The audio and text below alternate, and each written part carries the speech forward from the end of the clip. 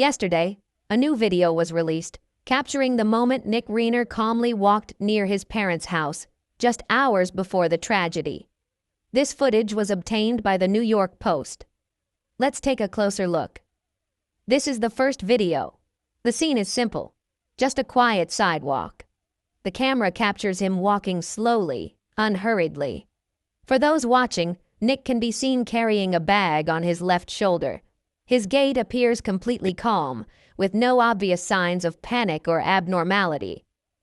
5 days have passed since the heartbreaking tragedy at the Brentwood home of Rob Reiner and his wife, Michelle, two people whose lives were taken in a case that shook Hollywood.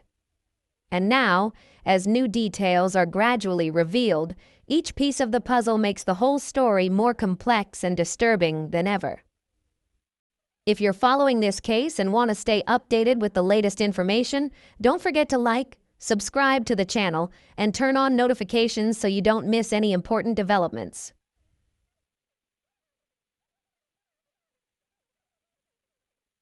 A preliminary forensic report revealed the precise time frame in which Nick Reiner allegedly committed the crime, along with descriptions of numerous serious injuries. Among them was a deep wound to Rob's neck that investigators believe served a chilling symbolic purpose, a cold message: silence.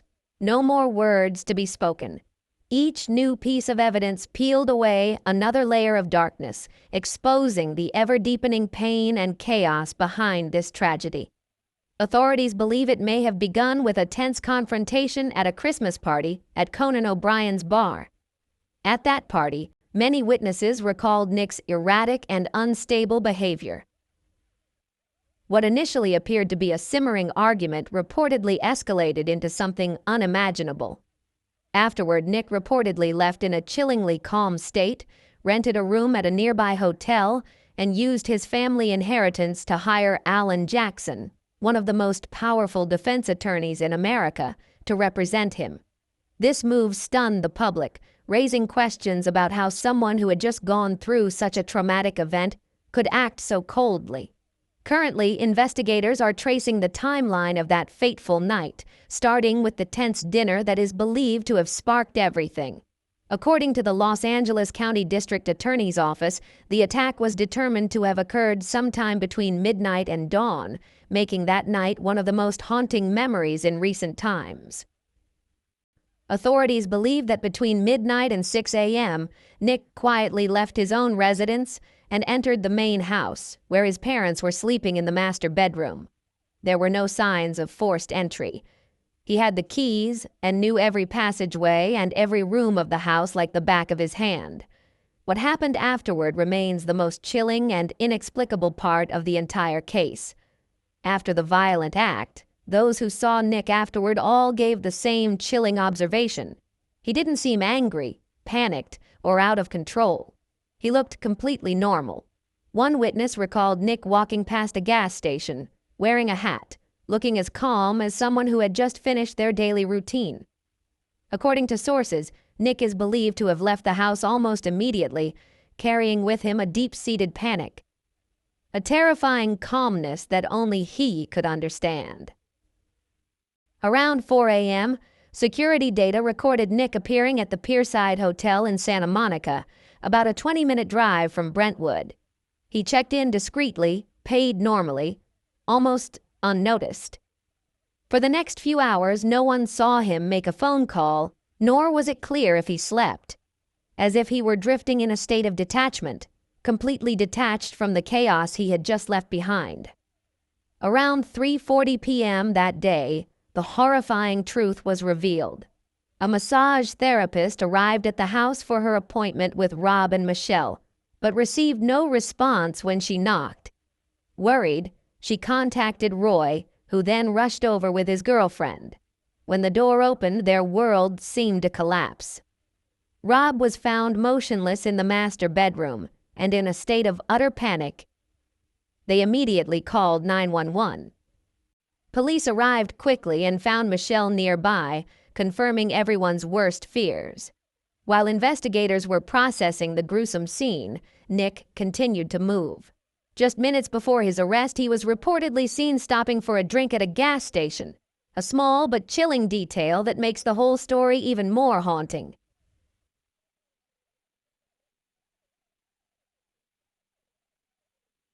This is a video released by ABC News. Nick Reiner reappears in the frame.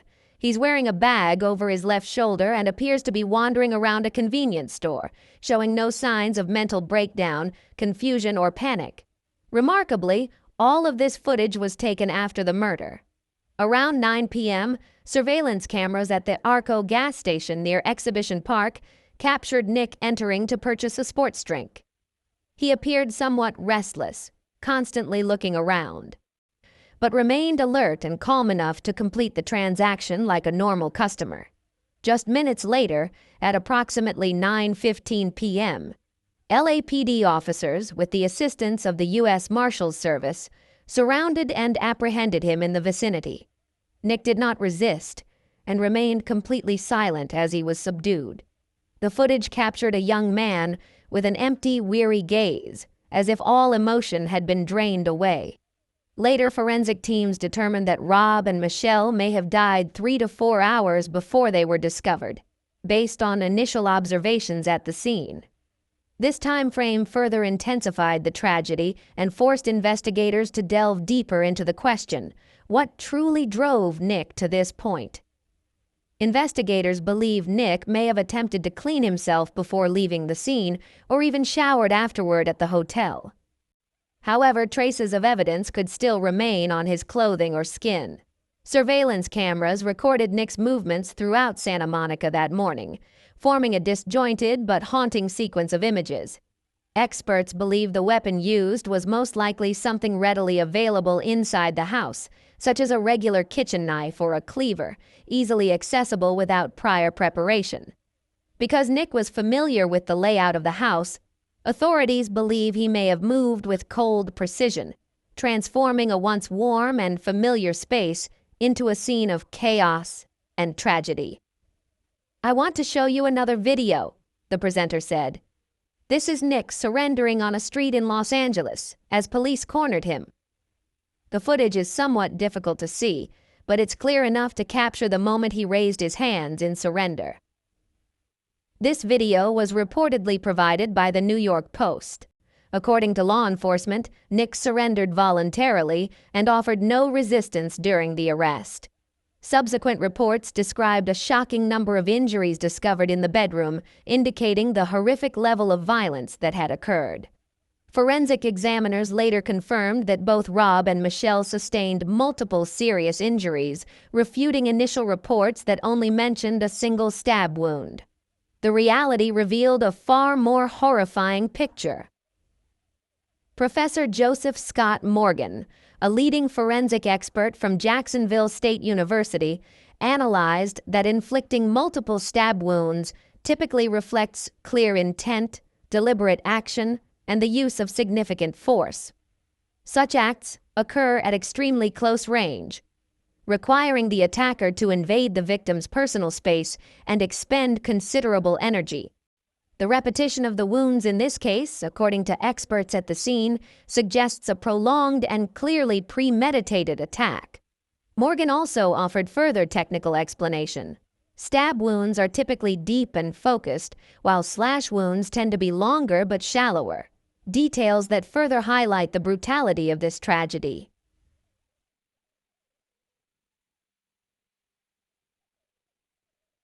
When both of these elements are present, experts believe it reflects a prolonged, intense yet controlled struggle rather than a momentary outburst of emotion. This wasn't a spur-of-the-moment act. It's described as a calculated sequence of movements requiring both physical strength and clear determination. From a forensic perspective, experts emphasize that such severe neck injuries are extremely rare. Contrary to the typical portrayal in Hollywood films, these types of injuries almost never occur quickly or cleanly. In reality, they require a high degree of control, considerable force, and extremely close contact, making the entire sequence particularly gruesome. The way this tragedy is believed to have unfolded reveals a terrifying level of preparation and calculation, leaving lasting pain and trauma for all involved. The latest findings add further weight to the final moments of Rob and Michelle Reiner, deeply shocking not only their family but also the public. "Wait a minute," one commentator said. "You can see the police here. Actually, you can't see the defendant clearly at this point because he's in the back of the car, but it's clear that the officers aren't in a state of tension or panic like they would be in dealing with a resisting or armed person. They look quite calm. There's a much larger force, and the man has been subdued." What makes the case even harder to accept is the initial report suggesting the couple may have been in bed when the attack began. If this information is accurate, it means the perpetrator had a very deep understanding of the house, from the bedroom layout, their nighttime habits, to how easily they could have been awakened. Experts believe that an attack at such close range, even while the victims were asleep, constitutes a complete invasion of privacy. The mere thought that the attacker might have climbed into bed to commit the crime is chilling. Forensic experts described the scene as horrific. Severe neck wounds, combined with multiple stab wounds, resulted in a massive blood loss. All signs pointed to a disturbing fact. The attacker knew the house well, could enter and exit without arousing suspicion, and this quickly focused investigators' attention on Nick Reiner, a third person living there. Even more shocking was what allegedly happened afterward. The man accused of murdering his parents reportedly used part of the family's assets to pay for his defense. This information immediately sparked outrage and opened up heated ethical debates nationwide. The public immediately began questioning the cost of this defense. Nick didn't have a stable career or a substantial income of his own. Much of his previous work consisted of small film projects he did with his father years ago. This made the source of the money even more scrutinized. His lawyer, Alan Jackson, was no ordinary name. He was considered one of the top and most expensive defense attorneys in the United States, known for taking only the most complex and high-profile cases, and that reputation alone came with a hefty price tag.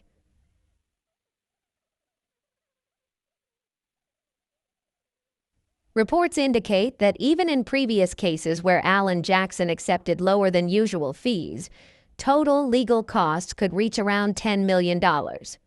For many following this case, that figure has become symbolic of the privilege and deep-seated contradictions at the heart of the tragedy. A son accused of committing heinous acts of violence is now defending himself with assets tied to the very people he allegedly harmed.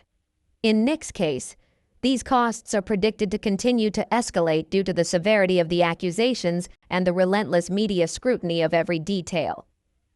Even with a discount, the final figure is still far beyond the reach of most people.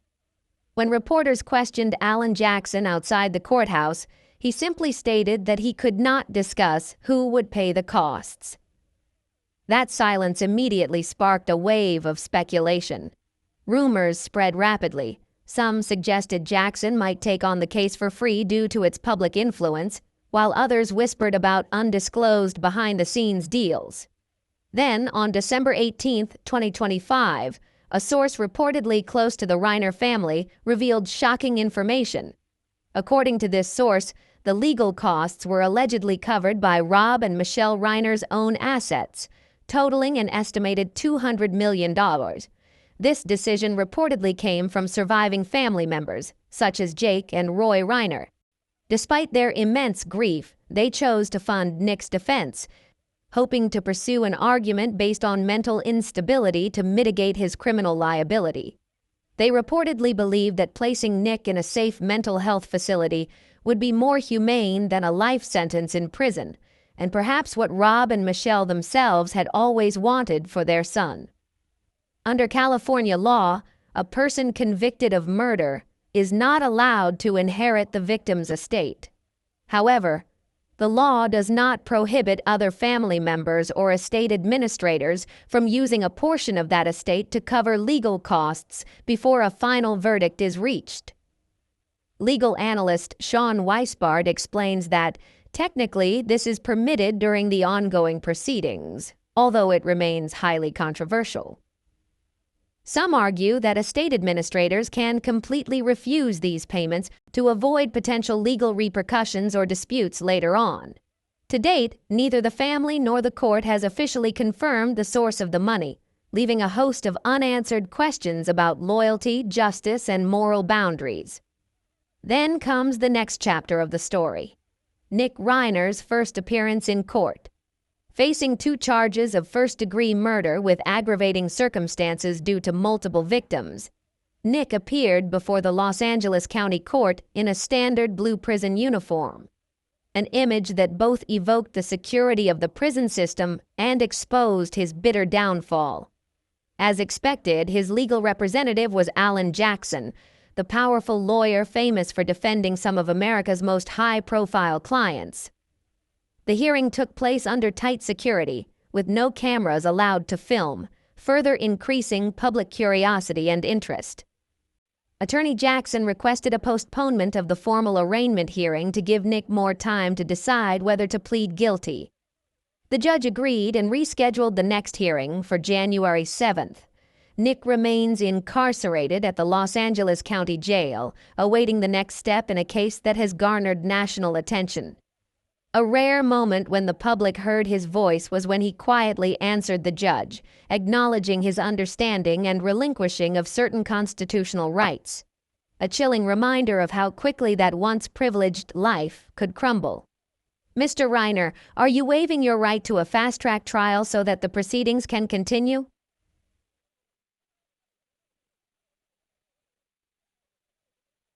January 7th, 2026, the judge asked. Nick's answer was short, even, and almost emotionless. Yes, sir, I agree. That was all. No explanation, no clear reaction, just a silent acceptance, closing yet another milestone in this grim case.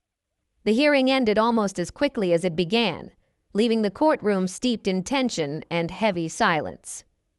Now all eyes were on January 7th, a day that could decide the entire fate of the story. The upcoming hearing had become the focus of media attention, public attention, and Reiner's family, who were desperately seeking answers.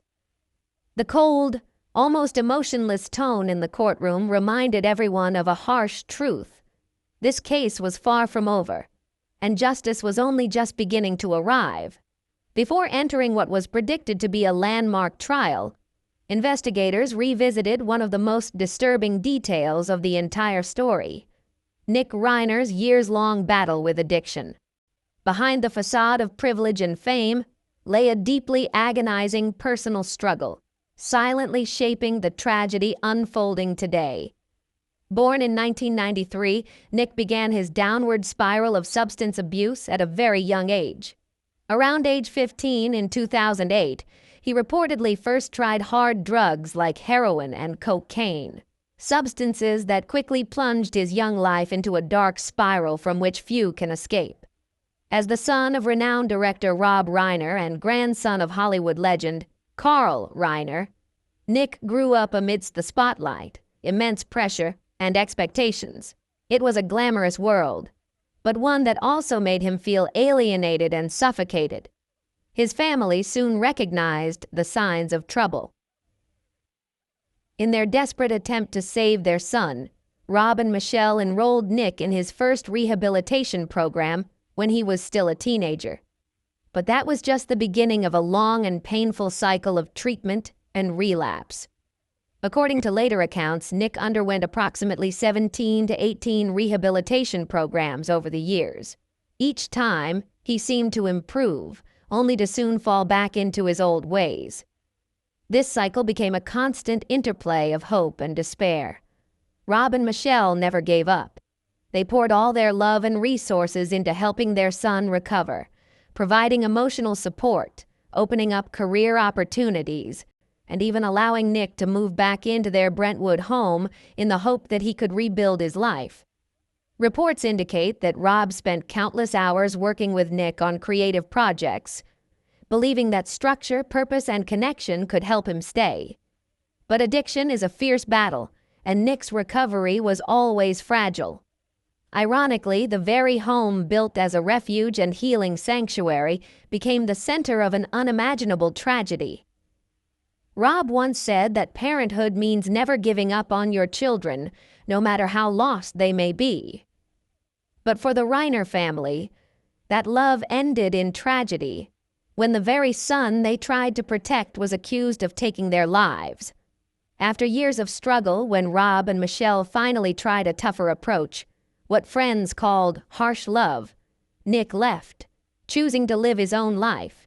He wandered through states, from Maine and New Jersey to Texas, living a precarious, harsh life that he would later call his darkest years.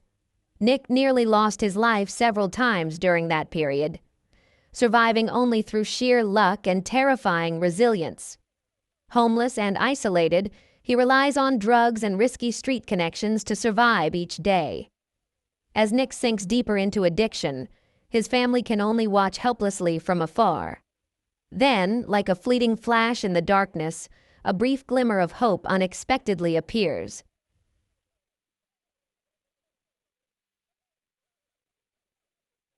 In 2015, at just 22 years old, Nick managed to stay sober long enough to work alongside his father on the film Being Charlie, a semi-autobiographical film based on his own painful experiences battling addiction.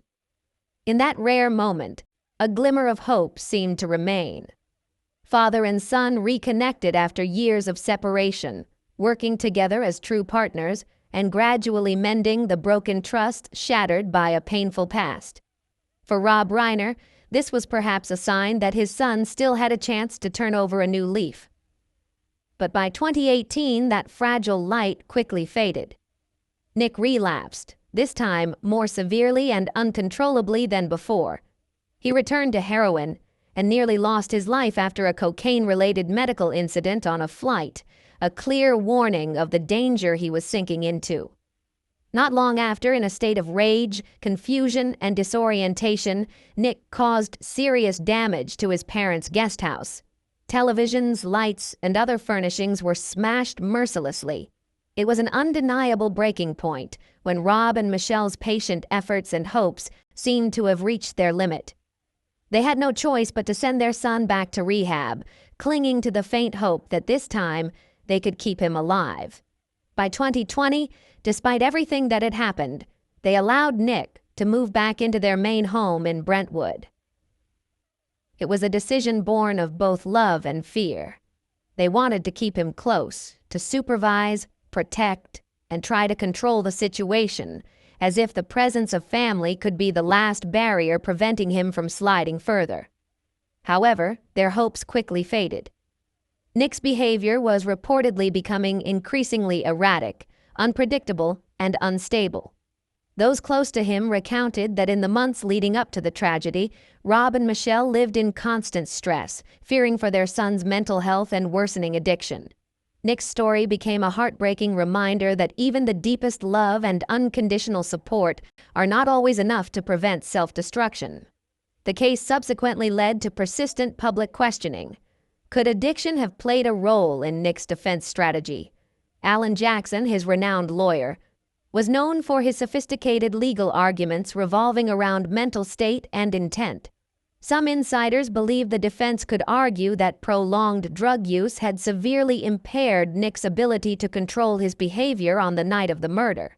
Witnesses at a Santa Monica hotel described him as being heavily intoxicated after the incident, a detail later confirmed by investigators.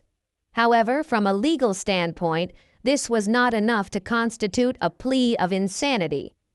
In most cases, voluntary intoxication does not exempt a person from criminal responsibility. It can only partially affect the determination of whether the defendant acted with clear intent, a key element in first-degree murder charges. If the defense could demonstrate that Nick's mind was in a state of confusion, disorientation, and driven by addiction rather than deliberate intent, the severity of the charge could be reconsidered. Conversely, prosecutors argued that taking up a weapon and attacking after an argument showed signs of some degree of awareness and preparation. Therefore, while drugs may help explain Nick's emotional and psychological state, they are unlikely to completely absolve him of criminal responsibility. The upcoming trial will be a crucial test to determine the extent to which addiction, cognitive impairment, and legal liability can be defined. Nick's legal team is facing enormous challenges in the Reiner family case. Rob and Michelle have been confirmed to have been murdered with a knife, but investigators have yet to determine whether Nick carried a weapon beforehand or simply grabbed a knife from the house on the night of the tragedy. What is clear is that the pre-existing tension and conflict suggest a certain degree of premeditation, a detail the prosecution will undoubtedly exploit. Even if addiction is considered a mitigating circumstance under California law, its legal value remains very limited. If convicted of first-degree murder with aggravating circumstances, Nick could face life imprisonment without the possibility of parole. Even in a less severe scenario, the sentence could range from 25 years to life imprisonment. Authorities have found no evidence to suggest self-defense or an unintentional accident. Experts believe this appears to be a crime stemming from intense emotion, a fit of rage, or uncontrolled impulsiveness. What makes the case even more serious is that the victims are not only the suspect's parents, but also highly respected figures in Hollywood.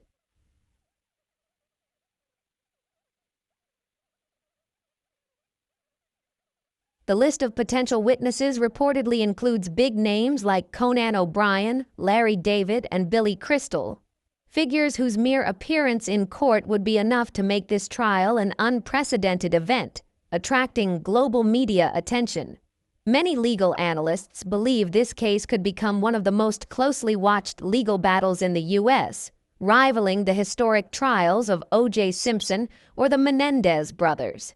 The trial is expected to begin in late 2026 or early 2027, and according to internal sources, the chances of reaching a plea deal are extremely low. Prosecutor Nathan Hochman is expected to rely heavily on physical evidence, along with the entire sequence of events leading up to the tragedy, to convincingly demonstrate intent and preparation before the jury.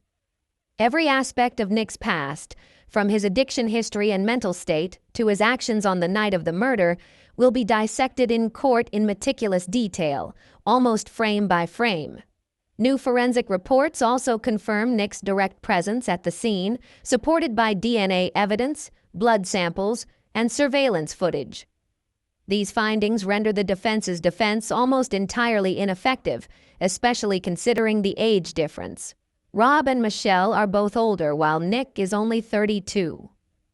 This disparity makes the defense's task even more difficult. In rare cases, lawyers might attempt to steer the case toward lesser charges, such as manslaughter, implying no intent to take lives. But in this case, the combination of testimony, the recovered weapon, and the violence of the attack makes that argument very weak. Some reports even suggest Rob and Michelle suffered severe neck injuries, a detail that, if fully verified, could be crucial evidence of a close-range and aggressive attack. This would significantly bolster the prosecution's indictment. Defense attorney Alan Jackson is now under immense pressure to construct any narrative that might mitigate Nick's criminal liability. The precise location of the victims' bodies, the presence of security cameras in the house, and the detailed forensic diagram of the scene could all be decisive factors in the case's subsequent outcome. And above all, the crucial question remains: how will the jury perceive Nick Reiner? A man born into extreme privilege, raised amidst fame and opportunity, yet consumed by addiction, disorder, and inner turmoil. In Los Angeles County, the jury comes from diverse backgrounds, and not everyone can empathize with Nick's life of wealth and opportunities. Will they see him as a victim of mental illness and addiction, or as someone who squandered every chance given to him?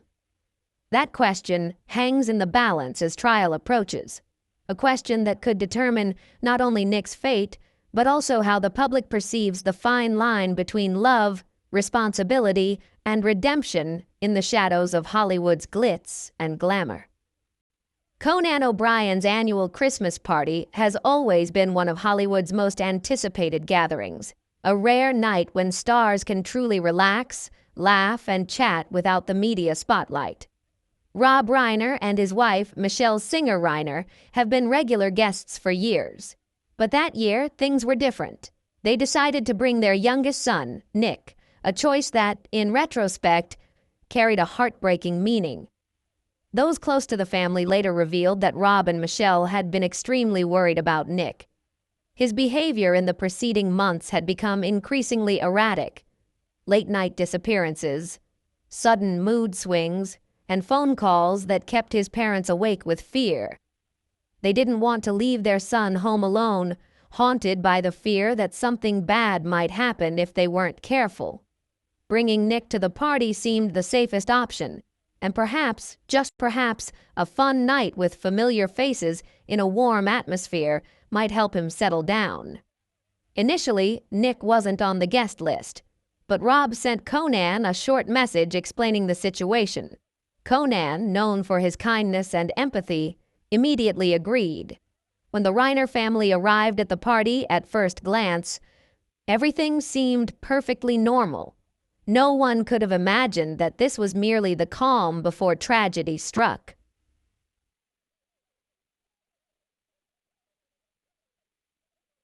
Rob warmly greeted his old friends. Conan welcomed them with open arms, and Michelle, radiant in her elegant dark dress, drew everyone's attention. But it was Nick who made the atmosphere strange. While the guests chatted animatedly, he quietly stood back, wearing an old gray hoodie with the hood pulled tight around his face. Nick's eyes constantly scanned the room, restless and uneasy, as if searching for something only he could see. Very quickly, those present began to sense this strange energy.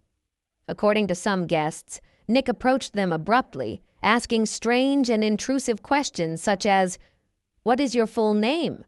or "Are you famous?" His voice was even, his face almost expressionless. But his gaze was cold and unsettling. Most guests tried to remain polite, giving brief answers before finding a way to leave. Others exchanged tense glances, whispering that the young man seemed unwell. Actress Jane Fonda later shared that she felt an inexplicable chill when Nick stood too close and stared without blinking. The most uncomfortable moment occurred when Nick interrupted a private conversation between Bill and another guest. He repeated mechanical questions, ignoring all attempts at reconciliation by the host. When Bill gently suggested he give them some space, Nick just stood there, motionless, his eyes blank, staring straight ahead, before abruptly turning and walking away. Immediately, the atmosphere in the room became heavy. Conversations stalled, and eyes unconsciously turned toward the exit. Nick disappeared from view, and the once lively party suddenly took on an unsettling atmosphere. What had begun as a night of joyful laughter now carried an unnameable sense of unease. As night deepened, the atmosphere at Conan's house grew increasingly tense. Guests tried to maintain their cheerful mood, but whispers about Nick spread throughout the house like an undercurrent. Michelle tried to keep a smile on her face and engage in polite conversation, but her eyes constantly darted toward the hallway, clearly showing her anxiety. Rob, with his protective paternal instincts, silently observed everything. Rob quietly watched his son from a distance, trying not to draw attention. Nick, meanwhile, seemed lost in his own fog. He wandered between rooms, from the living room to the backyard, then to the bar, muttering to himself, sipping drinks he never seemed to finish. Witnesses later described him as listless, disturbed, even obsessed. At one point, Rob approached him in the kitchen, gently placed a hand on his shoulder, and softly asked, "Hey, son, are you okay?" Nick didn't respond.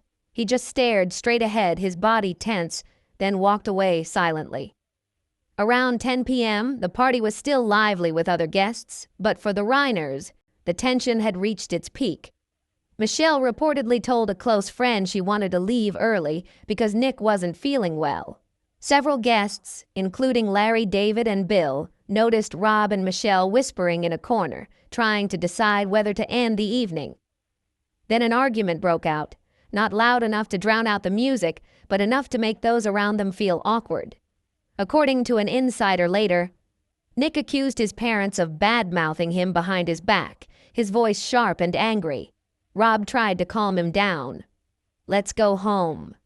But Nick pushed him away, knocking over a small table full of drinks. Security immediately intervened, and Conan, looking worried, approached to defuse the situation. "It's okay, let's go outside and get some fresh air," he was reportedly said. Finally, the group headed towards the exit. Michelle clutching Rob's hand, her face pale with embarrassment and fear, while the party behind them gradually fell into a heavy silence.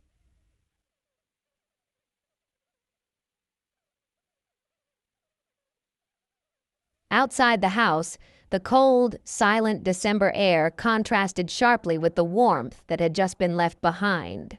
Rob led Nick toward the car, patiently trying to calm him down, while Michelle stood a few steps away, her face etched with bewilderment and helplessness.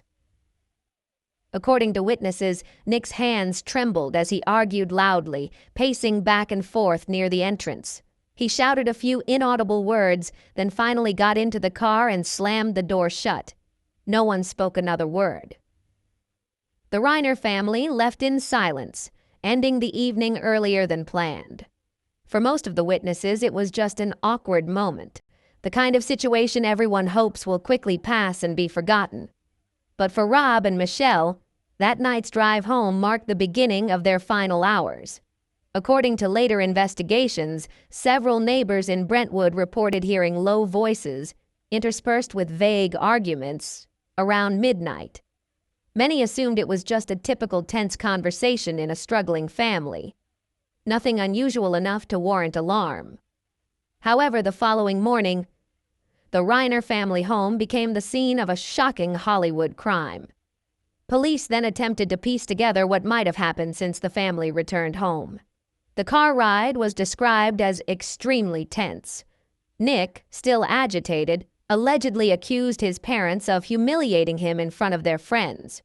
Rob continued to try to calm his son, advising him to be calm and rest. But once inside the house, the confrontation not only failed to subside, but escalated.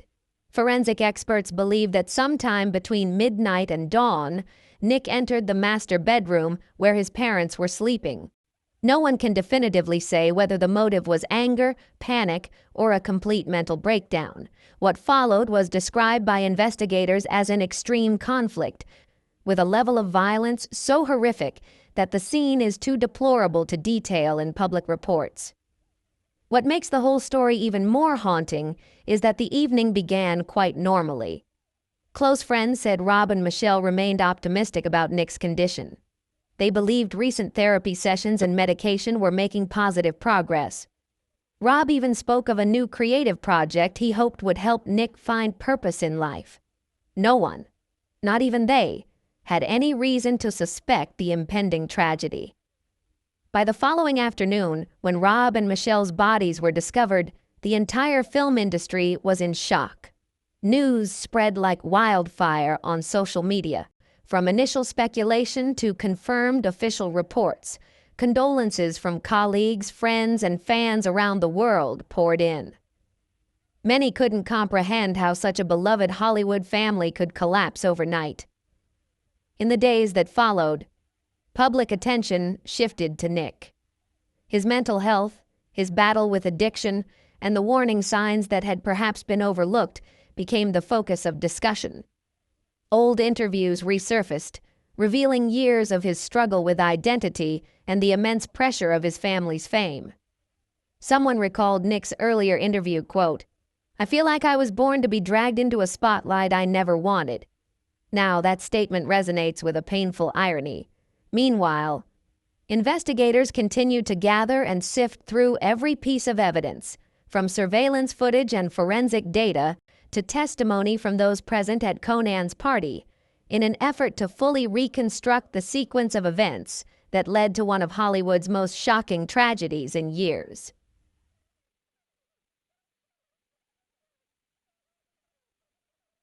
The timeline became increasingly seamless and unsettling.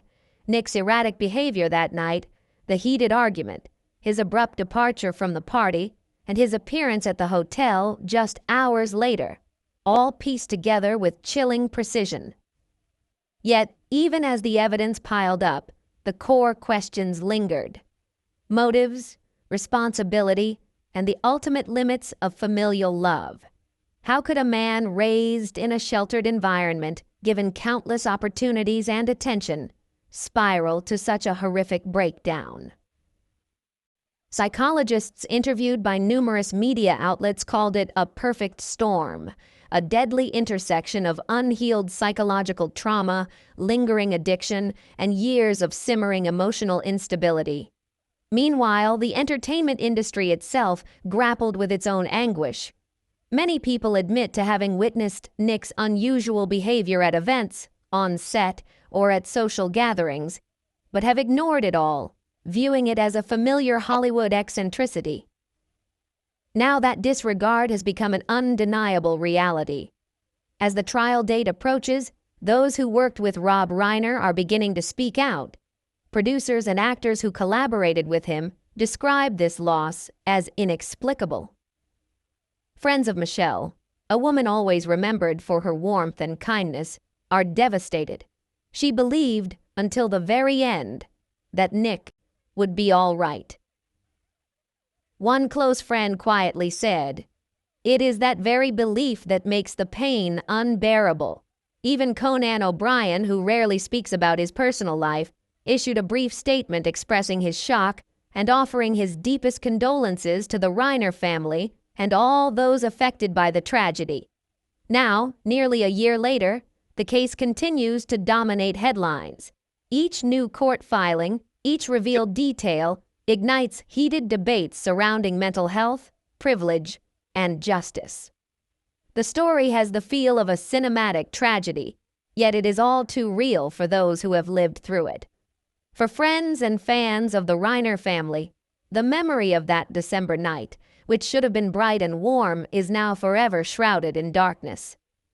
A joyful gathering has become the backdrop for one of Hollywood's most haunting stories, a bitter reminder that even amidst the glitz and glamour, darkness can creep in and consume everything.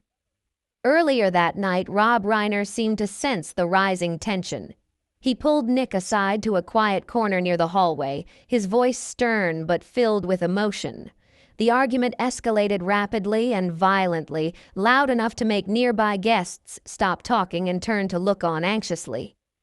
Rob reprimanded his son, trying to make Nick understand that his behavior was embarrassing everyone. "You need to calm down," he said, his voice echoing down the hallway. Michelle stood beside them, caught between her husband and son, her gaze alternating between gentle pleading and anxious worry.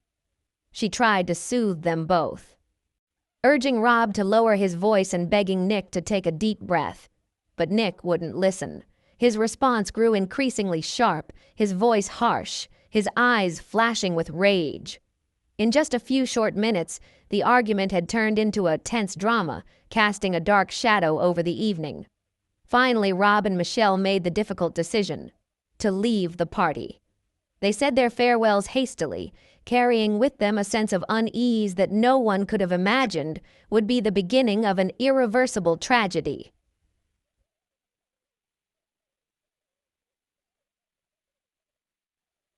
The farewells were hurried, accompanied by a forced smile amidst the hazy music and faces pale with anxiety.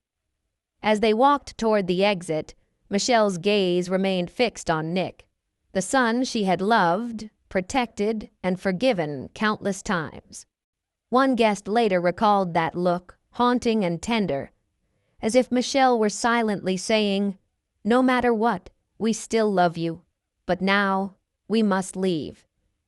Nick remained at the back of the room, his face blank, expressionless. The air around him was heavy, thick, almost palpable. Some guests whispered anxiously, confused about how to interpret his behavior. Others chose to avoid him, hoping not to be drawn into the strange tension Nick carried. No one could have imagined that just hours later, that very tension would erupt into an irreversible tragedy. That night, the Reiner family drove home in silence, unaware that it would be their last together. The house, once filled with laughter, compassion, and years of effort to save their son from his inner turmoil, would become the scene of an unimaginable tragedy. What followed, the silence, the discovery, and the arrest, shook Hollywood to its very foundations. Once a symbol of creative talent and family unity, the Reiner family home became a chilling reminder of how fragile love can be and how far people can slip when grief overwhelms reason. The case of Rob and Michelle Reiner remains one of the most heartbreaking stories in recent Hollywood memory, not only because of its tragic scale, but also because it shattered a family that had spent years trying to hold on to each other. Each new investigative piece of information, each development in court, seems to deepen an unhealed wound. And beyond the sensational headlines, the nagging questions remain. In their final moments, did Rob and Michelle realize that their love was no longer enough to save their son? Could they have imagined that decades of sacrifice, patience, and hope would lead to this outcome? These questions haunt not only the Reiner family, but also all those who have followed this heartbreaking story. Perhaps we will never know exactly what led to the tragedy, but we can still choose to remember the good things, the love, the kindness, and the warmth that existed before the darkness descended. Thank you for joining us on this emotional journey of reflection on the case. What are your thoughts on the Reiner family's tragedy? Were any warning signs overlooked? Share your thoughts in the comments. And don't forget to like, subscribe, and share to continue following true stories from Hollywood and the latest developments in this case. He said he didn't remember everything, but what remained was enough to make anyone question what they once believed to be true. That night, the story quietly spread through the courtroom hallway as Nick Reiner sat silently behind bulletproof glass, handcuffed, surrounded by guards. This was his first public appearance since the events that rocked the Reiner family.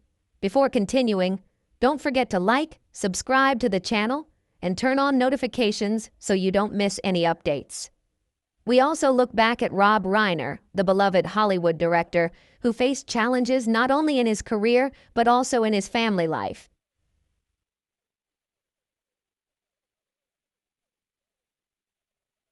The giant, the political activist, is gone.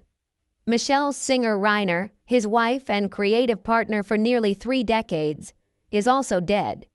And in the midst of it all, the accused is their own son.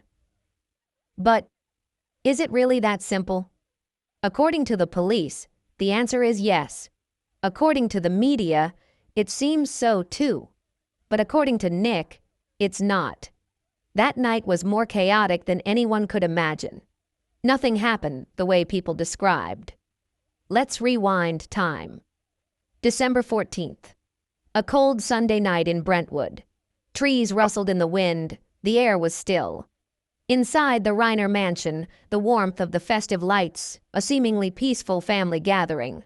But just hours later, the air raid sirens blared, blood stained the floor, screams echoed, and 2 bodies were found. Inside the main house, the stab wounds appeared deliberate, brutal, yet precise. Signs of a struggle were still evident. A messy study, shattered glass near the fireplace, an overturned chair beside the grand piano. Nothing seemed random. The incident was clearly personal. Police arrived just minutes after the event. Nick Reiner, 32, was arrested at the scene, barefoot, his clothes stained with blood. He didn't flee and has remained silent ever since. So why is this story still being discussed months later? Because what seemed like a simple family tragedy actually held many more layers of mystery. Whispers quickly turned into speculation about motives. Rob Reiner wasn't just a director, he was a man with complex relationships both inside and outside his home. And Tracy Reiner, the family's adopted daughter, is also mentioned in the rumors, not as a witness, but in a role suggested as someone involved. But the more important question is, for what purpose? This isn't just a murder case. This is a story of secrets, hidden in diaries, in voicemails, in whispers behind therapy room doors. And most disturbingly, the secrets about the people who truly wanted Rob and Michelle to disappear. In this video, we'll explore the theories that Nick Reiner may not have acted alone, or not in the way everyone thinks. Nick's words from prison shocked the legal community, the press, and especially Romy Reiner, his sister, who is believed to have witnessed the final moments. But the shock wasn't just the confession, but it's also what he refuses to say. I didn't kill them the way you think. I didn't plan it. I didn't even want to. So who is Nick Reiner really? Most people know Rob Reiner, the director of films like A Few Good Men, Stand By Me, When Harry Met Sally, the son of comedy legend Carl Reiner. But what about Nick? Most people don't know that Rob has a son living in the guest house. Why? Because Nick is rarely mentioned. He grew up struggling with addiction from his teenage years, went to rehab at 17, and relapsed many times. His life was filled with violence, betrayal, and a strained relationship with his father.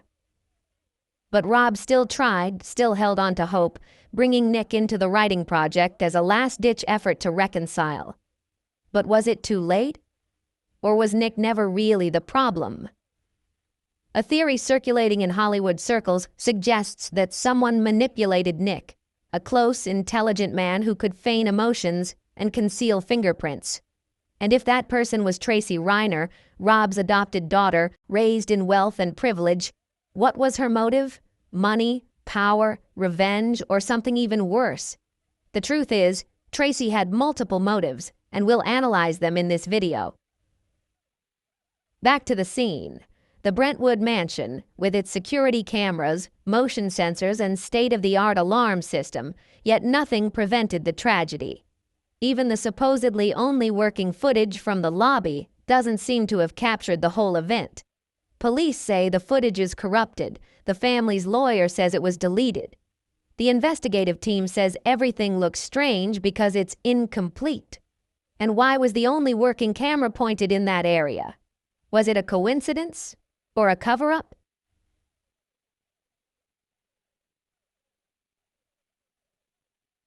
Those questions are still awaiting answers. The contradictions were apparent from the start. Nick insisted he was asleep, but a neighbor claimed to have seen someone of similar height and build walking barefoot in the backyard around 9:40 p.m. that same day. Nick's shoes, size 12, were later found in a trash can next to the motel, covered in blood, but the shoes in the trash can were size 11. This wasn't speculation. It was obvious. So who was the real owner of those shoes? And Romy, the youngest daughter, was the one who called 911, the first to yell, "It was him! He did it!" But days later, she refused to testify, saying she didn't remember the details, began therapy, flew to Europe, and stopped answering calls from her legal team. When pressed, she only said one strange thing. "I saw what they wanted me to see." They? Who were they, Romy? Who was in that house? What did you hear through the walls? This isn't a typical Hollywood tragedy. This is a story shrouded in darkness. An accused son, an implicated daughter, another too afraid to speak, and a legacy steeped in silence.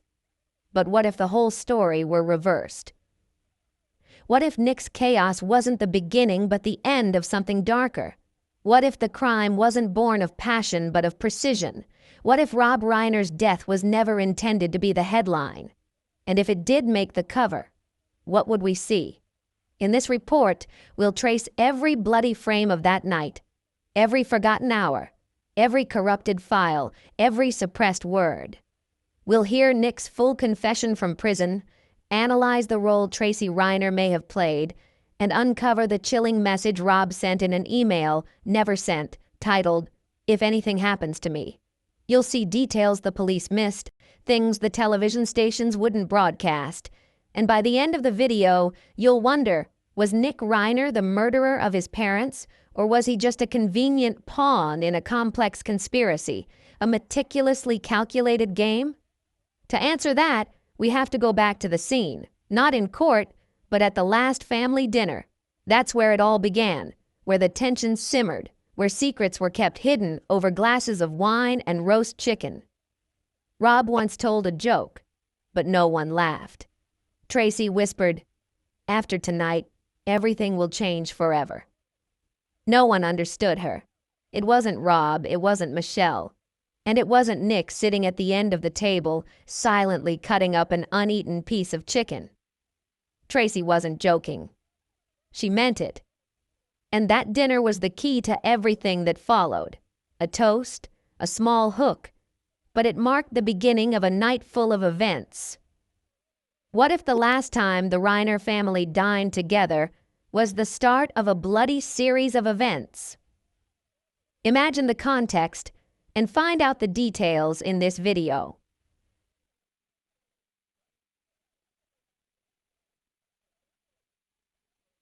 Sunday evening, December 14th, at the Reiner family's $13.5 million Brentwood mansion.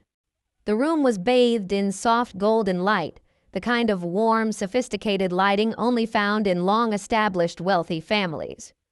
The dining table was set with high-end crystal cutlery and cream-colored linen napkins embroidered with the letter R, perfectly matching Michelle's refined taste. This wasn't a party, nor a holiday, just a family dinner, or at least that's how it appeared. Tracy arrived first, followed by Romy, then Jake, who appeared just before announcing a photo shoot. He quietly left before the appetizers were served, leaving a slightly tense atmosphere. Nick arrived later, looking listless, his eyes tired, his hands trembling slightly, perhaps from nervousness or for some other reason. Rob greeted him with a half-hearted hug. Michelle kissed him. But the tension lingered like invisible knives on the table. They say families don't fall apart in a moment. They crack silently over the years. But that night, everything exploded from the smallest details. It all started with wine. Rob raised his glass, saying, "For family," clinking glasses with Michelle. The others hesitated. Tracy raised her glass but didn't drink. Romy stared at her plate, and Nick looked down. And downed it in one gulp. The first warning sign. The second sign appeared when Tracy's attitude changed abruptly. Before, she had been cheerful, pleasant, and smiling a lot, but when Rob mentioned the trust, so casually, so very casually during the main course, everything changed. "Next year I'm going to overhaul everything," Rob said, cutting salmon. Tracy's fork froze in midair. Romy blinked. Michelle tightened her napkin. Only Nick seemed unconcerned. Tracy asked, "Who will inherit what?" 3 seconds of silence. Rob replied, "You'll soon find out. It's not just avoidance. It's dismissal." Tracy didn't like being fired. "You mean after you leave?" she asked, forcing a smile. Rob smirked. "Hopefully, not before dessert." Michelle tried to steer the conversation, asking Romy about art, while Tracy began questioning Nick about his writing. Nick didn't answer, just continued cutting his chicken, not eating. Rob leaned back in his chair. "Don't do that." Tracy asked, "Do what?" But everyone understood what she was doing, experimenting, poking, challenging. Her tongue was sharp, but that night it was full of venom. When Rob glanced at her, Tracy retorted with words that stunned the table. "I've kept your secret long enough." "Don't act so superior." Even Michelle looked confused or perhaps frightened. Romy dropped his fork. Nick finally spoke. "Don't!" The only word he'd uttered all night, but it hung like smoke in the air.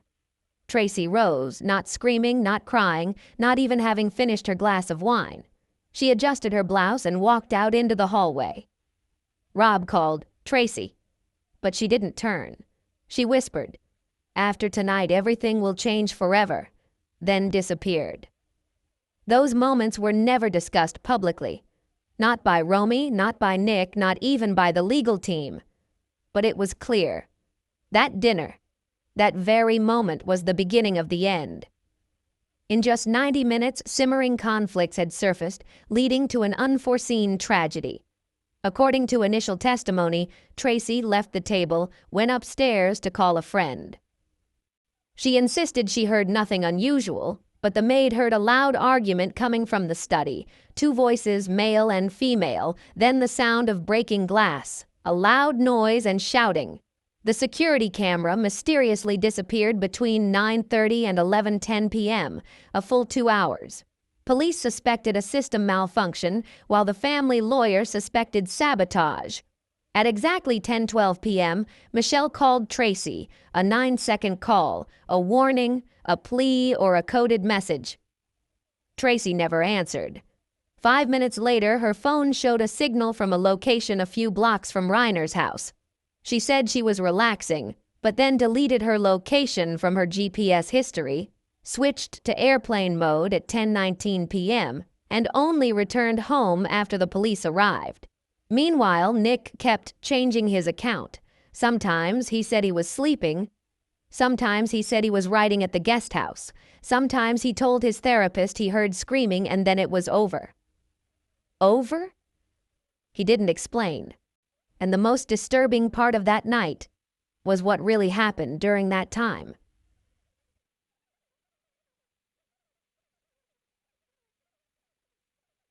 Romy was found.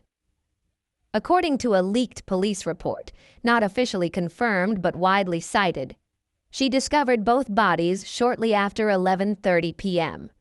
Rob slumped over his desk, Michelle face down near the fireplace. Blood splattered everywhere, a broken lamp, a shattered picture frame. And something strange, a piece of paper stuck to Rob's hand, written in red marker, just 2 words. Who wrote it? Rob or someone else? And why was the paper gone by the time the police arrived? That night was clearly no ordinary family dinner. It was a secretive and tense gathering, ending in tragedy. But perhaps the most suspicious clue was the whisper recorded by the neighbor's security camera. At 10:24 p.m., a faint female voice was heard from Reiner's gate. "He's not allowed to rewrite his will." Then silence. And then the sound of a car driving away. The Reiner family was never the same again. Tracy disappeared from public view, Nick was arrested, Romy left the country, and Hollywood fell silent. Calls from the press went unanswered, and famous friends like Billy Crystal and Morgan Freeman offered only generic condolences before disappearing as well. Everyone seemed to realize that this wasn't a story about a rebellious son. It was about a family built on lies and a truth no one wanted to face. The next day, detectives searched the guest house. What they found in Nick's drawer would overturn the entire investigation. Mini hook. What if the truth wasn't in the main mansion, but in the guest house? In fact, Nick Reiner didn't live in the main house. He lived only 70 feet away, close enough to hear the screaming, see the flashing lights during the final struggle. But he didn't intervene. Why? This remains the question haunting the investigators. The body was found in a drawer in the guest bedroom, behind a stack of unfinished scripts wrapped in cloth. An old Stand By Me hoodie turned out to conceal a knife. Clean, shiny, used. No blood, no fingerprints. Not the murder weapon, but haunting nonetheless. On December 15th, the estate teamed with detectives, yellow wire, investigative vehicles, and crowds of reporters. Inside the villa, 2 bodies, outside, chaos. Nick's guest house, small but tastefully decorated, had bookshelves overflowing with scripts, therapy journals, rehabilitation medals, a music player constantly playing Radiohead's Kid A, stacks of paintings, cigarette burn marks on the carpet, and in a drawer, a black moleskin notebook, 3 fountain pens, 2 unpaid checks for $18,000 from Rob Reiner, and an 8-inch serrated kitchen knife. But it wasn't the murder weapon. The diary contained no confession, but rather imagined dialogues between Nick and Rob. Nick had never met Rob, but wrote about a son he envisioned, about being exploited, and now it was all over. What chilled the detectives wasn't what Nick wrote, but what he crossed out. On 3 pages, he crossed everything out, as if he weren't allowed to tell the truth. The guest house showed no signs of forced entry, no blood trail, no disturbed furniture, no attempt at concealment. If Nick had truly killed his parents impulsively, there would have been no shortage of panic, blood, or signs of a struggle. Instead, there was an eerie silence, as if someone was waiting or rehearsing. In the drawer, there was also a script titled The Last Director, about a filmmaker murdered by his own son, taking place in their guest house. Sounds familiar, doesn't it?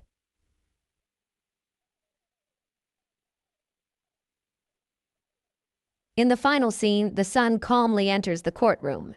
He says, "I didn't kill him for myself. I killed him for her." Who is she?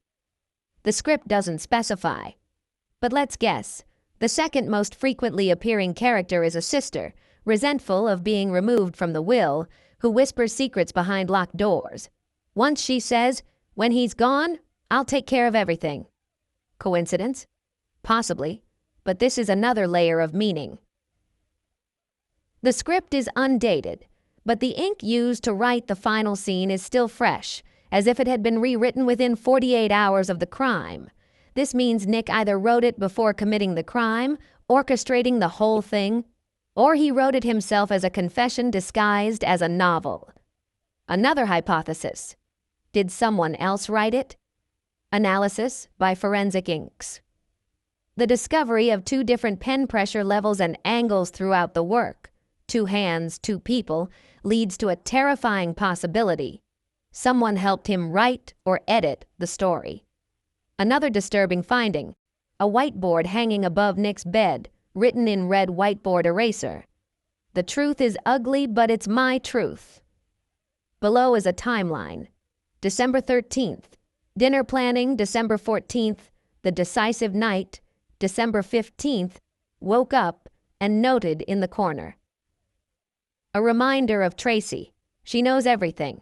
Why did Nick write her name? To remind himself of his roommate? Or because he feared someone was manipulating him? Ignoring Roy's initial statement, she said she saw lights under the motel door at 9:20 p.m. and heard loud noises but didn't name anyone. When asked, "Was it Nick and his sister?" she turned pale. "I never said that." In Nick's desk drawer, there was also an encrypted USB drive. After 2 days of decoding, the police discovered dozens of audio files, self-recorded confessions in a therapeutic style. One file in particular was recorded exactly 1 week before the crime, in Nick's trembling voice. "Stop her. She looks like I'm out of control, but she's the one in control. Maybe if they were gone, she wouldn't haunt me anymore." Breathing, whispering, and the haunting itself remains unexplained. We're not finished yet because there's the guest house. The closet contains a sealed box reserved for the court. Its contents haven't been opened. A letter? A video? A gun? Nick's lawyer warned, "If you open it, the entire trial will change." Inside the guest house, detectives found fingerprints of Nick, Romy, and Tracy. Notably, Tracy's fingerprints on the bedroom window, the window Nick said had been locked since October. Why was she there? The guest house wasn't just a bedroom. It was a crime scene, a stage, a place for a potential confession or a staged scenario.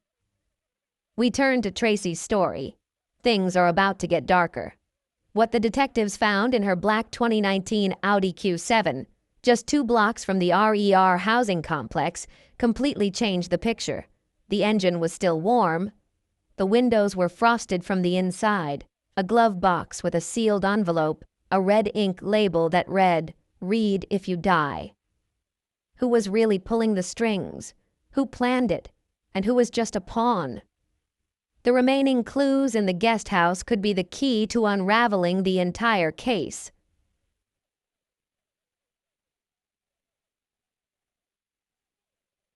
Inside the envelope was a handwritten letter, unsigned, but the handwriting matched that of someone named Tracy. The passage read, "By the time this is found, the noise will have stopped. Let the silence begin." The wording was cryptic and chilling, but this was just the beginning. Under the passenger seat, detectives discovered a blue velvet pouch. Inside, a single silver earring, stained with blood, confirmed to belong to Michelle Singer Reiner. Tracy Reiner was Rob's adopted daughter from his marriage to Penny Marshall. She grew up in wealth, in the Hollywood elite, surrounded by complex family relationships. She wasn't an outsider, wasn't ostracized, and was trusted. That's why no one had seen her. The timeline became strange. Tracy claimed she drove straight home after dinner at 8:30 p.m. and stayed there all night. But GPS data from her car showed something else. Between 9:42 p.m. and 11:16 p.m., her car circled the family estate twice, even parking across the street, opposite the east entrance, where there were no security cameras. Even more significant evidence was found in the trunk under the yoga mat and Chanel travel bag. Police found a trash bag containing a pair of gloves, a second knife of the same make and size as the murder weapon, with Rob Reiner's blood on the handle. This evidence was sufficient to issue a warrant for detention, but not for a formal arrest. The reason? Tracy claimed she found them on the side of the road and, panicking, kept them in the trunk for safety. The police didn't believe her, but her lawyer was very capable. The next morning, Tracy was released. The motive? Not money or desperation, but control. Multiple sources close to the case confirmed Tracy had been arguing with Rob for months over the trust property. Rob wanted to restructure and cut off Tracy's share, allocating it to Romy and Jake, because, in his opinion, Tracy hadn't demonstrated financial responsibility. It turned out she had accumulated over $600,000 in personal debt from failed projects, protection fees, and consulting fees. Her only remaining connection was the Reiner family, but Rob intended to cut that off. A few weeks before the trial, Tracy emailed Rob with the subject line, "Last plea." "Please don't do this. Do you know what I'm holding? Do you know what I can make disappear?" The wording was chilling, but Rob didn't reply. The email was printed out, circled in red, and saved in the Tracy Leverage folder. There was an audio recording obtained by the court. On the day of the trial, Tracy called an unknown number at 7:46 p.m. The call was short, but clear. The person on the other end said, "He'll see this through?" Tracy replied, she wasn't doing this alone. The call ended. The location outside the Reiner estate. Tracy never mentioned it, not to the police or the media. Her lawyer learned through a subpoena, and she reacted in a panic, throwing a chair during the interrogation. She screamed, "Do you think I'm a monster? You don't know what he did to me." Romy, her sister, revealed something terrifying. She was afraid of Tracy. At exactly 10:03 p.m., Romy saw Tracy wearing gloves enter the study, silently, just 15 minutes before it was all over. Other evidence also revealed clues.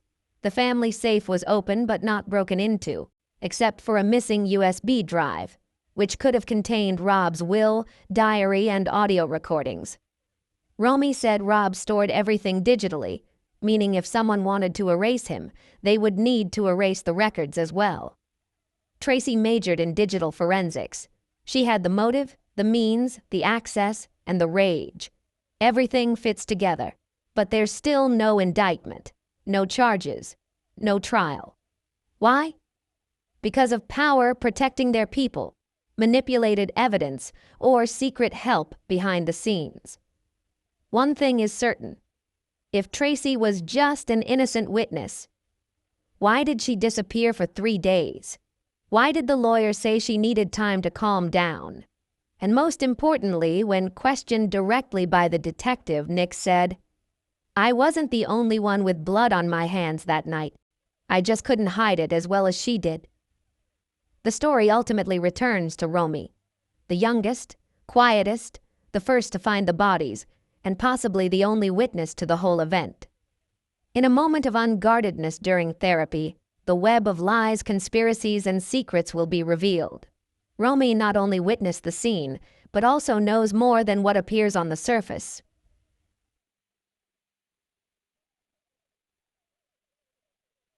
At 11:36 p.m. on December 12th, 27-year-old Romy Reiner called 911, sending shockwaves through Los Angeles. On the phone, she was panicked, breathless, and screaming, "It was him! He did it! He killed them!" When the operator asked for clarification, Romy sobbed, stammering, "There was something strange. I heard them stop breathing." Let that statement sink in. She didn't find the dead bodies, but she heard them stop breathing. This raises the question, did she arrive earlier than she claimed, witness the moment, or even be in the room when it happened? Romy is often described as a quiet, artistic, sensitive girl who seems a little out of place. According to close friends, she's usually withdrawn. But in this case, Romy could be the most crucial witness, and her silence wasn't an option. Going back to that evening, Romy arrived on the property around 7:15 p.m., wearing a beige wool coat, carrying a paint bag, groomed, and told the maid she wouldn't be staying long. She joined dinner but disappeared by dessert. She said she went upstairs, into her childhood bedroom, called a friend, and stayed there almost all night. But the text message log revealed something else. From 8:47 p.m. to 10:22 p.m., no texts, no social media activity, no calls, 95 minutes of digital silence. In this day and age, that's an alarming sign. The neighbor's Ring security camera recorded sounds at 10:11 p.m. The gate opened, a female voice whispered, "Stay there, don't move." The voice was deep, controlled, and a second voice was almost inaudible. Was it her? Then silence, footsteps, then a feminine scream. Experts identified the screams as belonging to Romy, but this contradicted her testimony. She claimed to have discovered the body after 11:30 p.m. So what happened between 10:15 and 11:30? The question has never been answered. During a subsequent therapy session, Romy broke down in tears and whispered, "I heard a second knife fall. I didn't want to look, but I did. He wasn't alone. I saw her. Who was she?" Every clue, every detail pointed to one name: Tracy. Romy recounted. She was upstairs, heard the screaming, crept downstairs, and peeked into the study. She saw two people. One of them saw her and let her go.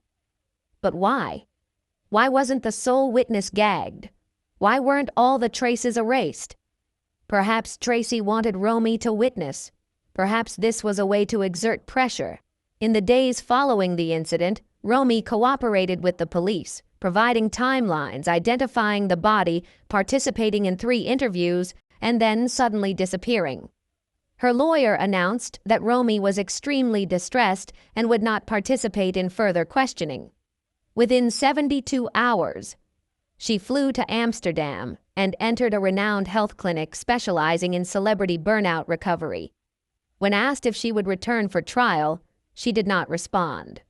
Before leaving, Romy met privately with her godmother, a longtime actress closely associated with the Reiner family. The meeting lasted 41 minutes. According to an anonymous source, Romy was trembling, her face pale, saying she had seen something she shouldn't have seen. She insisted, "Nick didn't stab anyone. He was just holding her." This information completely changed the picture of the case.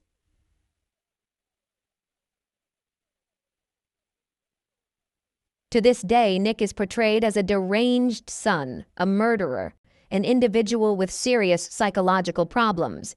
But if Romy saw him hugging Michelle after the attack, perhaps he wasn't the aggressor. He might have been a witness, or even a protector. This also means someone else might be the culprit. Another dark, almost fictional theory suggests Romy was coerced. Silence. Tracy, knowing that Romy witnessed too much, may have threatened her. There's no direct evidence, but Romy's sudden withdrawal, his disappearance internationally, his refusal to testify, all raise a host of questions. One more detail. The voicemail Romy left for his friend at 2:17 a.m. on the day of the crime is still on the device. "I thought it would happen. I don't believe her." Who told her that? Romy himself? And what really happened? A planned attack, a family takeover, or a purge? Whatever the case, Romy knew what was happening. Don't forget, Romy was extremely close to Michelle. They painted portraits together, kept diaries, and meditated. Perhaps it was this very closeness that caused Romy such profound trauma. Not only the loss of a loved one, but also the loss of her emotional support. Romy hasn't spoken to Nick since his arrest, nor has she contacted Tracy after the funeral. When asked if she believed Nick committed the crime, she paused, looked down, and whispered, "I think he wanted to do it, but he didn't have the chance." That implies intent, but not action. So who had the chance? Who actually did it? Romy knows more than she says, but will she ever testify? Is she still at the scene? Or has she buried the truth like so many others? Only time will tell. While Romy fled the scene, the evidence didn't disappear. Forensic experts discovered something that turned everything upside down. The blood told a different story than the initial report. Blood doesn't lie, but in the Reiner case, it didn't entirely reflect the truth either. The forensic team's records over the next 72 hours showed Rob Reiner was found slumped over his desk with a deep wound to his upper chest and multiple stab wounds to his abdomen. Michelle Singer Reiner was 5 feet away, face down by the fireplace, with 4 stab wounds, signs of self-defense. The couple was pronounced dead at 11:41 p.m., but the estimated time of death was 10:13 p.m. Rob's Rolex, a gift from Carl Reiner, stopped at 9:41 p.m. Why and how? Did the attack happen earlier than estimated? The blood tells the story. It tells of movement, timing, and location. But at the Reiner mansion, the bloodstains didn't match the story the police heard. According to the account, Nick entered the classroom, had a psychotic episode, stabbed both his parents, wandered outside naked and covered in blood, and closed the door. But the bloodstains said something else. Forensic experts found 3 blood types: Rob B+, Michelle AB, and a third unidentified sample, type O. The third sample didn't match Nick, Romy, or any known family member. But guess who? Tracy Reiner. Tracy's leaked medical records showed blood type O-, making the forensic finding extremely serious.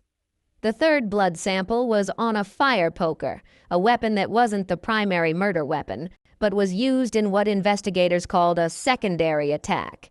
So why was Tracy's blood on the poker? Why wasn't this weapon included in the records?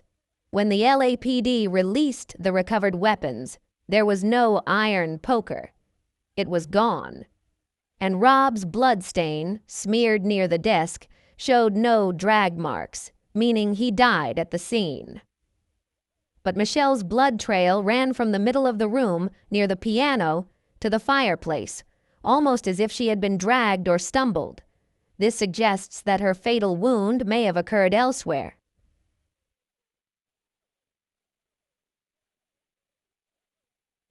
However, the official report says she died instantly. So what's the truth? Did she collapse on the spot, or did she try to escape? Let's analyze it. Shoes. Do you remember the bloody footprints leading out of the research lab?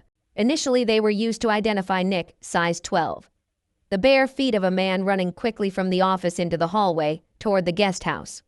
But a strange detail caught the attention of the forensic team. There were 2 different sets of fingerprints. One set had many distinct scratches, the second was smaller, fainter, size 9, clearly female. And these fingerprints escaped the research lab, never to return. Whoever left that night, left forever. And these footprints, Michelle's blood stains. Luminol testing showed a partial fingerprint on the door frame leading to the kitchen. The fingerprint was too small, not Rob's or Nick's. The location suggests the person was observing the attack through an open door, standing motionless, hiding, then stealthily leaving. Was it Tracy? Did she let Nick take the blame, or did she orchestrate it all? The story doesn't end there. Blood was also found on Rob's laptop keyboard. A small, fresh, not yet dry stain. DNA testing showed it was Romy's. Wait, she never admitted to touching the computer. But the blood proves one thing. Romy entered the office, possibly after the murder, saw something, and deleted all emails, notes, and the will. The computer was completely restored, leaving no trace. And only Tracy, the only person in the house with technological knowledge, could have done this. Even stranger, Rob had installed an emergency alarm under his desk, linked to a private security company. The log shows a signal from Reiner's house at 9:46 p.m., but it was dismissed as a false alarm. By whom? A name linked to Tracy, who had a questionable past. The knife that murdered Michelle had strange markings on its handle. The scent of Tracy's lavender body lotion. The perfume bottle in her purse was missing from her car. According to her, all traces were erased, but security footage from the gas station the following morning showed her discarding an object at 6:41 a.m., a shape matching the body lotion bottle. So what was she discarding? And why before dawn? Multiple blood types, conflicting wounds, a missing weapon, erased electronic data, a deactivated alarm. This wasn't a sporadic crime. This was a meticulously planned crime. Someone knew everything beforehand, cleaned up the scene, chose what to keep and what to discard. According to the investigation report, Rob Reiner was still alive until 10:05 p.m.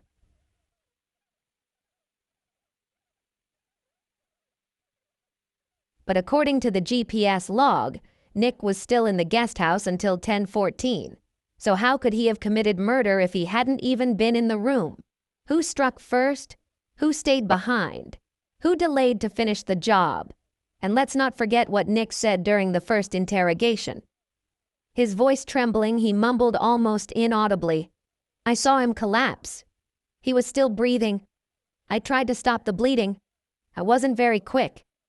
Does that sound like a murderer or just an unwilling witness, panicked by the horrific scene? But the final, shocking forensic evidence lay under Michelle's fingernails. Skin cells, male, DNA test, not Nick. What does that mean? Clearly, there was a secret fourth person in the room, and someone was lying. The blood would reveal who was really there. So who do we believe? Nick, the angry guy with a chaotic past? Or was it the daughter who had disappeared weeks earlier, the quiet sister who never returned and for whom no trace could be found? Because the evidence pointed to something illogical, the blood seemed to whisper of a conspiracy. If that were true, the killer might be controlling everything remotely, subtly, and more closely than anyone could have imagined. But while the bloodstains raised countless questions, it was the charred pages in Michelle's office fireplace that revealed the secret. Those pages weren't used for heating, nor to create atmosphere. They were burned to erase something. The fireplace hadn't been used in a long time, according to the housekeeper. Too hot. Too much ash outside. But Michelle didn't like mess. That night, she died, and the fireplace was used to destroy evidence. Forensic experts, upon examination, discovered the partially burned pages, their edges blackened but not completely gone, hidden beneath layers of burnt wood and scraps of paper.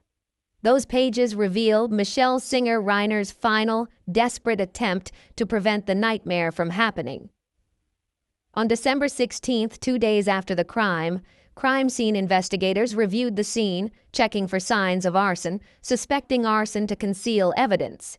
The crumpled, not entirely destroyed, crumpled and distorted pieces of paper were still legible, just enough to reveal Michelle Singer Reiner's private handwritten diary. This was no ordinary diary. Pages she didn't want her children to see, certainly not her husband. Most entries were ordinary. Shopping lists, annoyances with the gardening company, notes about a dinner party with Billy and Morgan. But things changed midway through the party, and in the diary entry of November 27th, 10:06 p.m., there was this. He's changing his mind. Tracy knows it. She's furious. I don't trust her. Not anymore. I thought I had. But her eyes now were colder. Michelle wrote, "If he gets rid of me, I'll get rid of him." This message seemed emotionally charged, but upon closer reading it also contained a warning, a terrifying premonition, penetrating deep within.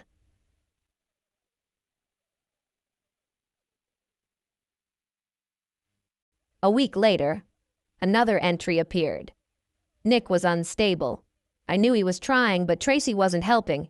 She was planting the idea in his head that he was being manipulated, that his father only cared when he was sane. Rob didn't want to listen.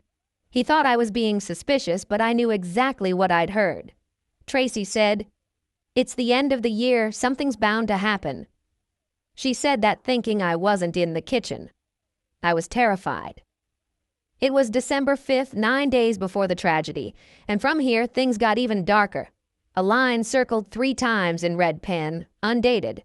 Tracy and Nick, late at night in the study. Whispers, lights out. I stayed. I went upstairs and recorded the time, 12:11 a.m. The next morning I submitted the will for updating. The computer was gone. Michelle hadn't imagined this. She was taking notes, little by little. A slow revelation, a feeling that the family she loved was turning against each other. And at the center of it all was Tracy.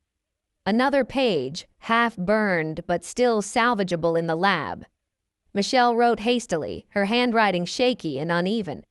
"They don't want to wait any longer, I can feel it. Tracy is furious." She wrote that Tracy yelled into the phone at Rob, "You're not giving me anything. You owe me everything." Rob hung up, saying he didn't want to continue raising adults. Michelle begged him to postpone signing the fiduciary document.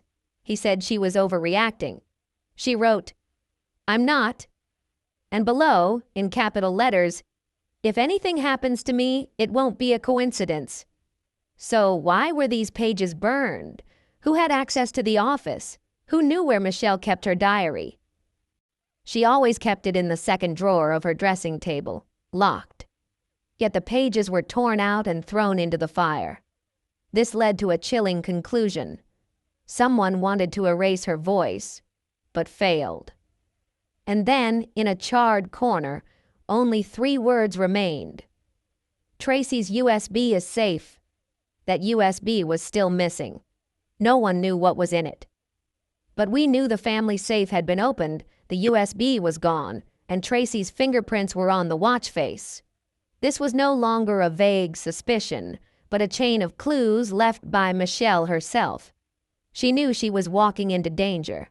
Investigators sent the diary fragments to a private laboratory. Using infrared and digital reconstruction, they extracted 2 more complete entries. An entry dated December 10th, just 4 days before the case, read, "He's going to sign the papers on Monday. Romy says she's been eavesdropping. Tracy is calling. It has to be this weekend. The deadline is approaching." Michelle wrote that she wasn't sure what that meant, but a chilling feeling wouldn't leave her. And the final line, just before the page was completely burned black. "If anything happens to Rob and me, don't believe the first story." So, how should we interpret all of this? Was Michelle planning to confront Tracy? Was she preparing to go to the authorities? According to multiple sources, the answer is yes. Her lawyer confirmed a meeting was scheduled for Monday morning, December 15th at 9 a.m. Michelle never made it to that appointment. Instead, she left in a room full of ashes and unspoken secrets. But this wasn't the first time someone had tried to erase the past. Security cameras were tampered with, computers were wiped clean, USB drives disappeared, and diaries were burned. Someone had done everything to silence the most important voices. But what if they missed one thing? Because in a secret compartment beneath Michelle's jewelry tray, investigators found another diary, intact. And inside was a line no one was supposed to see. "I used to think Tracy was just falling apart. Now I think she's dangerous. Nick doesn't know what's coming.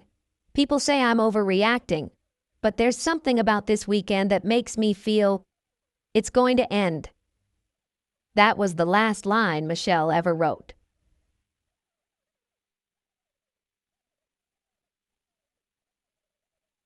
December 13th, just one day before everything was exposed. In the hazy smoke of the burnt pages, there was something almost poetic. A woman leaving a final message, transcending even death. Michelle could not have prevented what was about to happen. But she tried. She left clues, wrote down names, pieced the fragments together, as if believing that if someone was patient enough to listen, her story would not be buried. What Michelle feared was not simply the breakdown of her family, but the possibility that the truth might be distorted, rewritten to create another chaotic version. She understood that this was not a momentary emotional breakdown, but a sign of a pre-planned scheme, a plan she might not have survived to expose. And then another question arose. What if Rob knew too? What if he was the only one holding the final pieces of information? The night before his death, Rob Reiner received a voicemail at 11:58 p.m. 5 short words, spoken in a hurried voice, with no greetings, no farewells. Maple was never a code. The message was almost deleted, but not entirely lost. When investigators recovered the recording, they discovered the voice belonged to Billy Crystal, Rob's close friend of over 4 decades. They were not only film collaborators, but also soulmates in real life. Therefore, the question wasn't who said it, but why at that particular time. 2 days before the tragedy, Rob and Billy had met for a private lunch. According to accounts, the atmosphere was unusually tense. No laughter, no familiar conversation, only hurried whispers, and a name mentioned more than once. Tracy. For years, Rob and Billy used private nicknames in their personal conversations, a habit stemming from their days avoiding the press. Maple was one of them. Back then, it was just a joke. But in this context, it takes on a completely different meaning. The call was made from an unregistered number, registered under a pseudonym, a detail that suggests this wasn't a coincidence. It was a coded message in their own language, making it more enigmatic, but also more thought-provoking than ever. And it is from here that the story takes a new turn, where every small detail could be the key, and the truth might be hidden within what seems like mere old memories.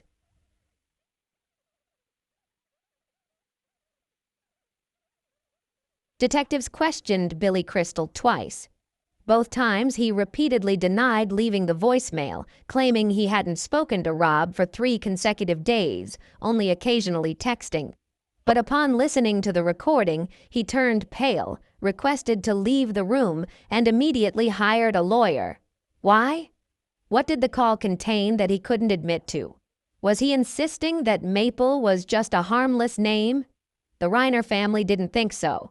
According to Romy, both her mother and father mentioned Maple in conversations just days before their deaths. Michelle said, "If she brought..."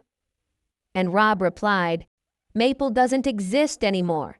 It's something else." So what was Maple, really?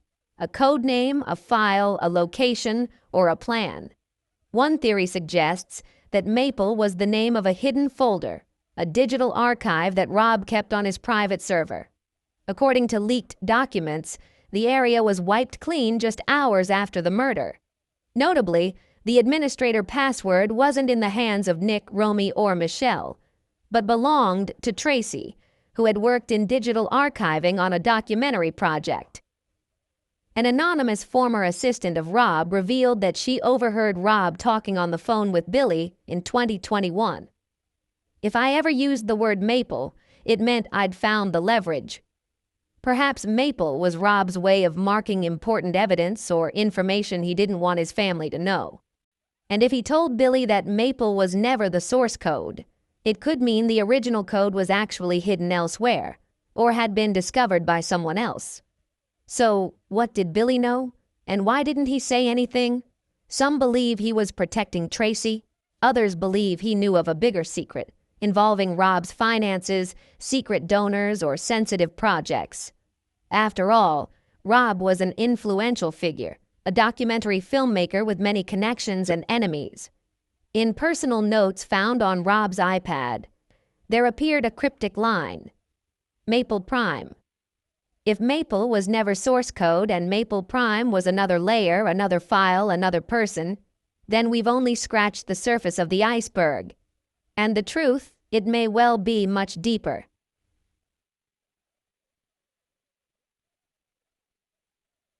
However, let's return to that voicemail. When the detectives amplified the background sound, they noticed a second, faint, barely audible voice, not Billy's. A soft, hesitant female voice, uttering only one word, as if urging him to call. This meant Billy wasn't alone when he left the message. Was he coerced, frightened, or part of a conspiracy? Was that Tracy's voice? What remained was a cryptic, reversed message, a potentially non-existent alias, a deleted server, a close friend refusing to speak, and a family on the verge of collapse. Every time they thought they had found the truth, another surprise emerged. A new layer peeled away, revealing a darker, more calculated story. If Maple wasn't the source code, then what was the source code really? If someone altered the source code, who provided the information? Who had access, and what were they hiding? Most frighteningly, what if the code wasn't actually digital? This wasn't a figment of imagination. There was someone who knew all the motives, all the tricks, and had been playing this game for a long time. The game lasted longer than anyone expected.